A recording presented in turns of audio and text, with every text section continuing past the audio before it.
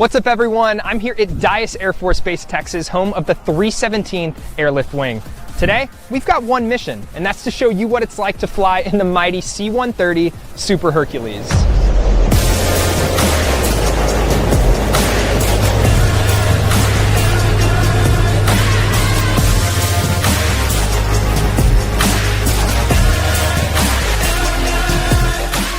Okay, so before we get started, I need to introduce you guys to someone. We go way back to our days as cadets at the Air Force Academy, and now he's flying the C-130. So, Captain Connor Vargas, get in here. What's up, dude? Good to see you.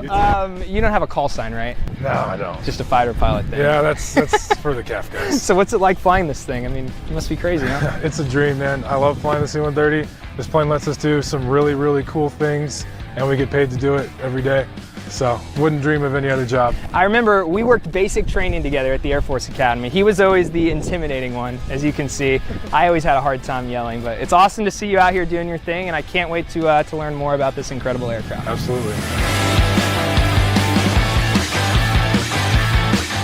Now, I'm assuming many of you have heard of the C-130, and that's because it's definitely cemented its legacy in the Aviation Hall of Fame. It dates all the way back to 1954 when the first C-130 was delivered by Lockheed Martin. Flash forward almost 70 years later, not only is this aircraft still flying today, it's actually still being made, making it the longest running military aircraft production line in history. The C-130 is also the most modified aircraft in the Air Force, with multiple variants in hundreds of configurations. However, today, we're focusing on the J model, the newest version of the C-130 and the only one still in production. The J model is capable of operating from dirt strips in addition to conventional runways and is the prime transport for airdropping troops and equipment into hostile areas. Using its aft loading ramp and door, the C-130 can accommodate a wide variety of oversized cargo, including everything from utility helicopters and six-wheeled armored vehicles. This aircraft is fascinating, and so when Captain Vargas offered to give me a personal walk-around of the Herc, you guys know I had to take him up on the offer.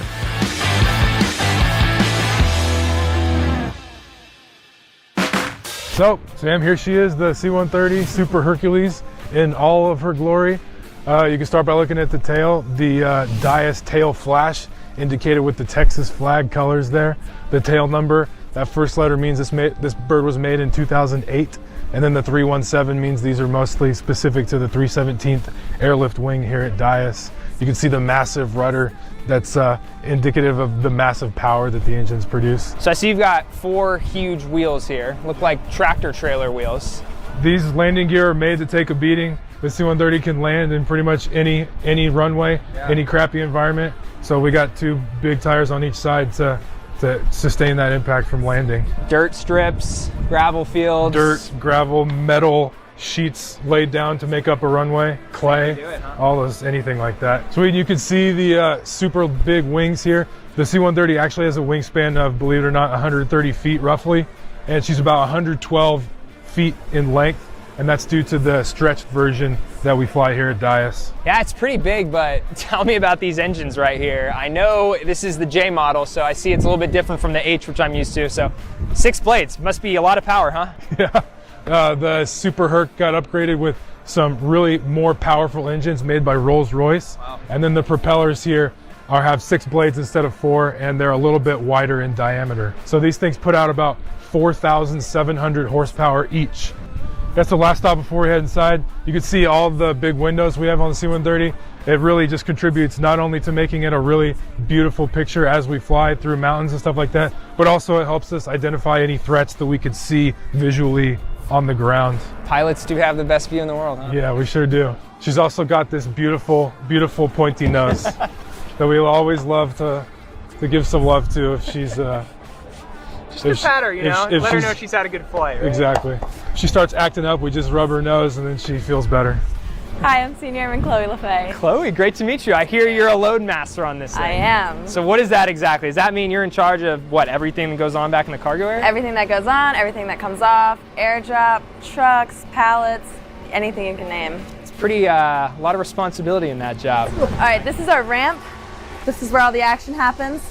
Not really, but yeah. We raise and lower it to adjust to a K-loader, a forklift. We keep it all the way on the ground. We have some ramps, the truck loading ramps up there, that we can put on the ground for vehicles to drive on and off.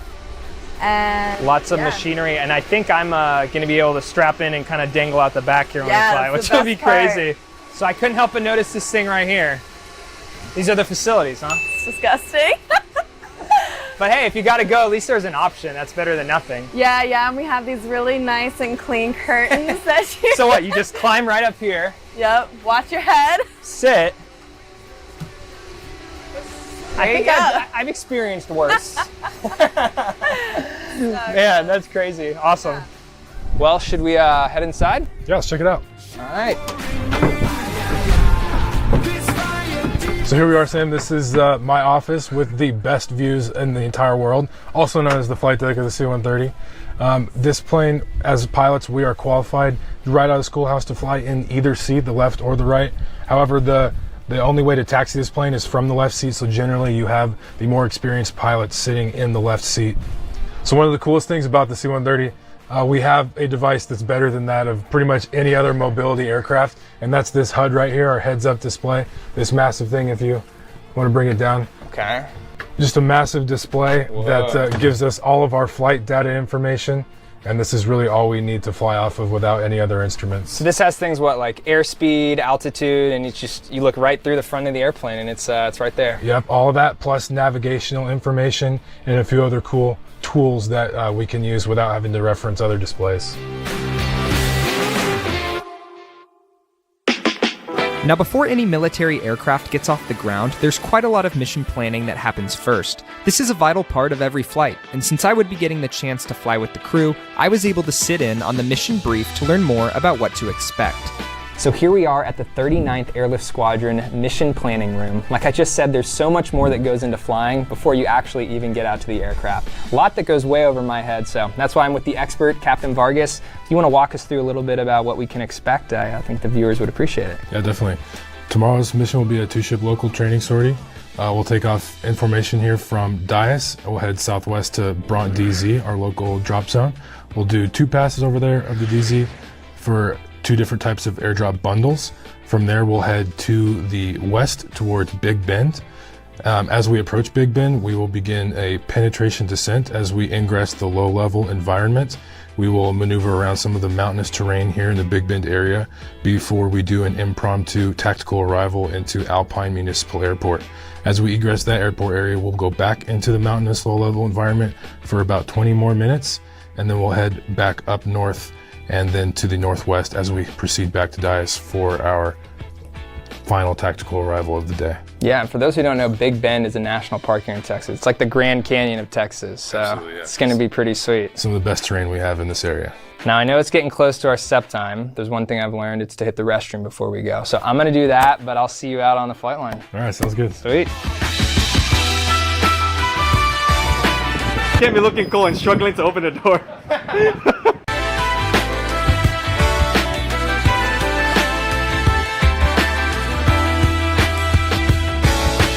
All right, guys, about to go on board. Last time on solid ground right now.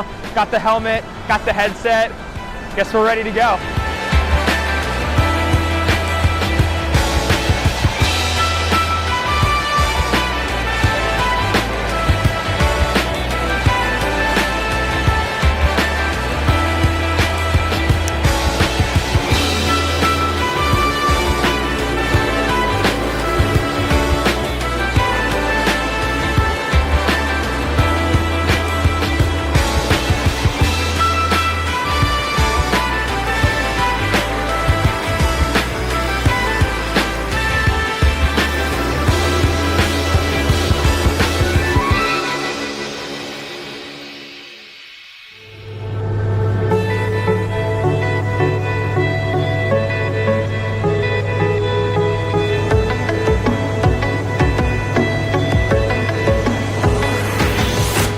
Alright, so flying in a C-130 is pretty cool. In fact, for the first half hour, I pretty much just sat there soaking up the views as we flew through the clouds and made our way to the drop zone. Now, since I grew up in Dallas, I had actually always heard how pretty West Texas was, but being able to sit here in the clouds and see it from this vantage point was just amazing. As we approached the DZ, Captain Vargas let me know that it was a good time to head back to the cargo area to watch the airdrop. Now, since we were the lead aircraft in our 2-ship flight, we would go first and circle back around in time for the second C-130 to drop their payload. Now, if you're wondering what we were actually dropping, well, it was just used for training purposes only, meaning it was pretty much just empty boxes. However, it was really fascinating watching our Loadmaster Zane single-handedly manage everything going on. This guy is younger than I am and just a few years removed out of high school and has all of this responsibility, which was incredible to see because, yeah, he just crushed it. We waited for a few minutes until the aircraft was precisely over target, and then once Captain Vargas gave the command to drop, Zane cut the cord, which released the cargo and the parachute that was attached. Okay, now I haven't mentioned it yet, but there's actually a really special feature that this C-130 has, one that I actually didn't even know about until I stepped on board this flight. It's called the Bubble, and yeah, it's a translucent dome that extends out the top of the aircraft, providing a 360-degree look at everything going on around you. Now, if you're like me and you're wondering what something like this is doing on a C-130, well, it was designed to provide what's called rear vision capability in the event that an enemy aircraft was trying to shoot down the C-130. But let's be honest, for this flight, I was just super excited because I was able to crawl up, stick my head out the top of the bubble, look all around, and film these shots that you're looking at right now.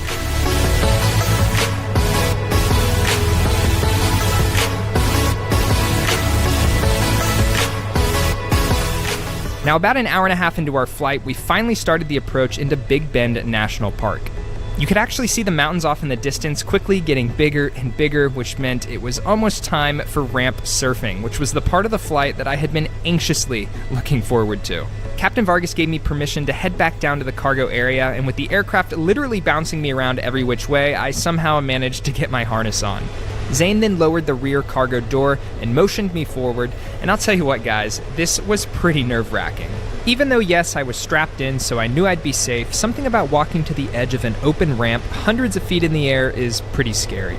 But I'll tell you what, once I took a deep breath, calmed the nerves down a little bit, and looked out at what was in front of me, I couldn't help but smile at just how incredible of an opportunity this was.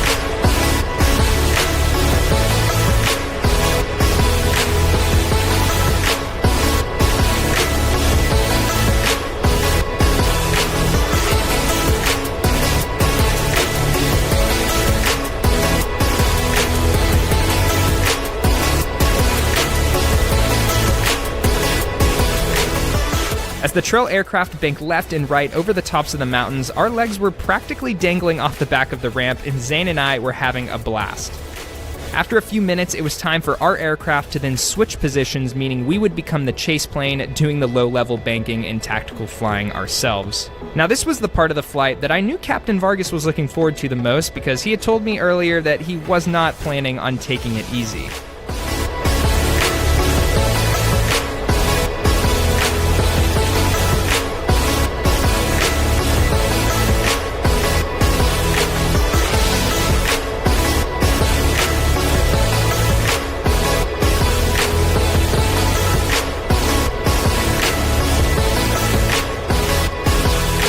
Now guys, when it was finally time to head back to base, I'll admit it, I was starting to feel those effects of a 4-hour-long low-level mountainous C-130 flight.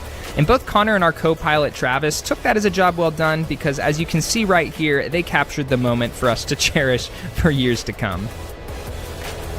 But as it turned out, Captain Vargas had one more surprise up his sleeve, because as we started our approach back into Dyess Air Force Base, I quickly realized what was going on. And yeah, I should have guessed it, because in the military, no flight is truly complete without buzzing the tower first.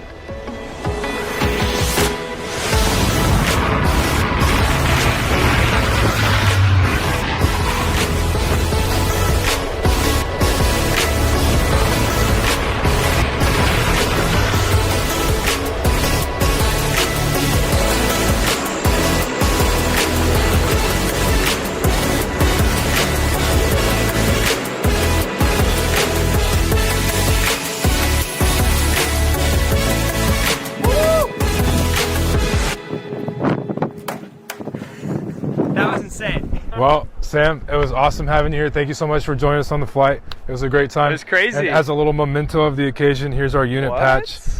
39th Airless Squadron Trailblazers. This is the closest I'll get to being officially a part of the squadron. But hey, I appreciate it. You're an honorary member, man. This was awesome. Yeah, it's our loadmaster, co-pilot, pilot. Absolutely incredible experience out here at Dyess Air Force Base, getting to feature this incredible C-130 Super Hercules.